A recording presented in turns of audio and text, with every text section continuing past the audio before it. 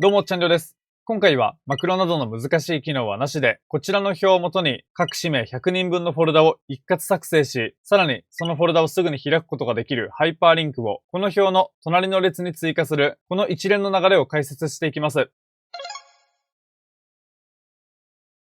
ではまずはフォルダ作成。どのように作成するのかというと、コマンドプロンプトを使用します。聞いたことがない方にとっては難しく聞こえるかもしれませんが、今回の手順通りに行えば、誰でも簡単にフォルダを一括作成できます。まずは、この表をもとにコマンドプロンプトで使用するフォルダを作成するコマンドを作っていきます。どのようなコマンドなのかというと、mkdir スペースフォルダ名、これだけです。そのコマンドを数式で作っていきます。例えば、フォルダ名をこの表の ID、アンダーバー、氏名とする場合、コマンドを各行の隣の列、ここに作成していきますね。まずは、イコール、コンカットカッコ、このように入力。この関数は複数の文字を間幕切りで指定するだけで、指定した文字をつなげることができる関数です。直接文字を指定する場合は、ダブルクォーテーションで囲みます。まずは、ダブルクォーテーション、mkdir スペース、このように入力してダブルクォーテーションで閉じる。次、カンマという風に入力して、この後にフォルダ名を指定します。ID、アンダーバー、氏名というフォルダ名にする場合は、まずは同じ行の ID のセル、こちらを選択。そして、カンマ。この後にアンダーバーを加えるので、ダブルクォーテーション、アンダーバー、ダブルクォーテーション閉じる。そして、カンマという風に入力し、同じ行の氏名のセルを選択。このようになります。これで確定することによって、mkdir、ID、アンダーバー、氏名、このようにコマンドを作成することができます。この時、氏名に半角スペースが含まれていますよね。スペースを含むフォルダ名を指定する場合は、必ずフォルダ名自体をダブルクォーテーションで囲む必要があります。このコマンドのままですと、1、アンダーバー森というフォルダと、あやのというフォルダの2つのフォルダが作成されてしまいます。フォルダ名をダブルクォーテーションで囲む場合は、数式を編集して、まずは mkdir スペース、この後、ここにダブルクォーテーションを加えます。ダブルクォーテーションは文字を直接指定する際に、このように使用する特殊な文字になります。そのため、ただのダブルクォーテーションを指定する場合は、ダブルクォーテーションの中にダブルクォーテーションを2つ、このように並べる必要があります。コンカットの末尾、ここにカンマと入力して、この後にもダブルクォーテーションを加えます。ダブルクォーテーションという文字を直接加える場合は、まずは文字を加えるので、ダブルクォーテーションで囲み、この中にダブルクォーテーションを表すダブルクォーテーション2つを入力。これで確定。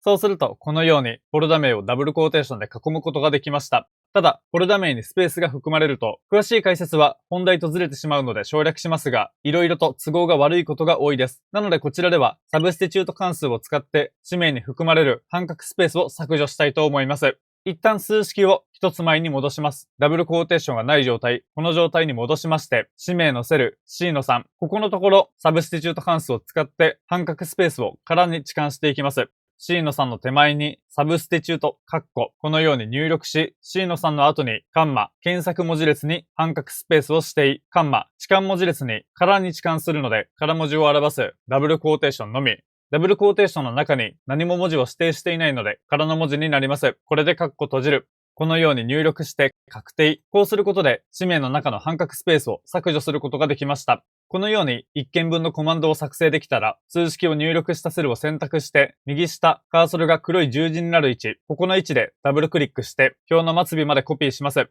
末尾までコピーされない場合は、直接ドラッグしてコピーしてください。このように末尾までコピーできたら、このコマンド全体を選択している状態で、コントロールを押しながら C を押して、コピーできたら、次はフォルダを作成したい位置をエクスプローラーで開きます。今回こちらの場合は、この出力フォルダの中、ここにフォルダを作成していきます。次に、エクスプローラーを選択している状態で、コントロールを押しながら L を押して、エクスプローラーのアドレスバーを選択し、アドレスバーに CMD という風に直接入力します。CMD のみを入力して、エンターを押します。そうすると、このような黒い画面が表示されます。この黒い画面がコマンドプロンプトです。コマンドプロンプトが表示されましたら、コントロールを押しながら V を押して、コピーしたコマンドを貼り付けます。この時、このような警告が表示されるかと思いますが、強制的に貼り付け、こちらを選択。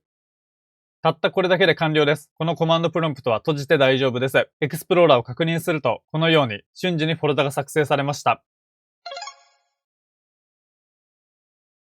次は作成したフォルダを瞬時に開くことができるハイパーリンクをこの表の隣の列に追加していきます。今回はこのコマンドが入力されている列をハイパーリンクに書いていきますね。そのためには、まずはこのコマンドをそれぞれのフォルダのパスに変更します。先ほどフォルダを一括作成した位置をエクスプローラーで再度表示します。こちらです。表示できましたら、コントロールを押しながら L を押してアドレスバーに表示されたパスを選択します。この状態でコントロールを押しながら C を押してパスをコピー。コピーできたら Excel に戻ってこのコマンドを作成する際に入力した数式、先頭の数式を編集します。この数式の先頭のダブルクォーテーションの中、mkdir スペース、この値を削除し、コントロールを押しながら V を押して先ほどコピーしたパスを貼り付けます。そして貼り付けたパスの末尾に円マークを入力。これで確定。このようにフォルダのパスに変更することができました。このフォルダ名をダブルクォーテーションで囲っていた場合は、そのダブルクォーテーションは削除してください。このようにフォルダのパスを作ることができましたら、次はハイパーリンク関数でハイパーリンクにしていきます。数式を編集し、こちらの内容、イコールの後の内容、これをハイパーリンク関数で囲みます。イコールの後にハイパーリンク括弧、数式の末尾に括弧閉じる。このように入力して確定。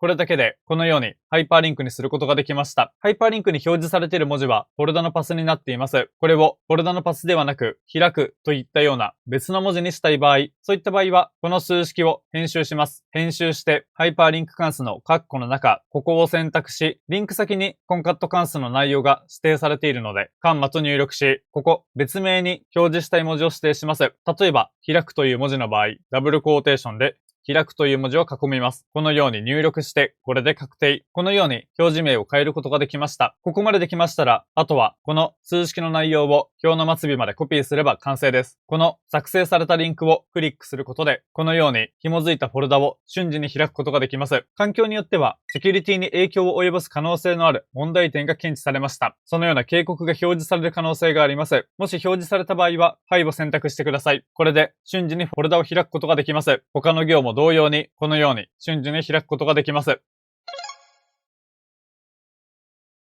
今回はマクロなどの難しい機能はなしで、Excel の表からフォルダの作成とハイパーリンクの作成を行う方法について解説してきました。繰り返し行う作業でなければ、今回の手順で問題ないかと思いますが、毎回フォルダを作成するのが面倒という場合は、マクロを使って自動化した方が効率的です。マクロで自動化する方法については、iTube というサイトで記事として解説していますので、画面下の概要欄に記載しているリンク先をご確認ください。というような感じで、今回の内容は以上になります。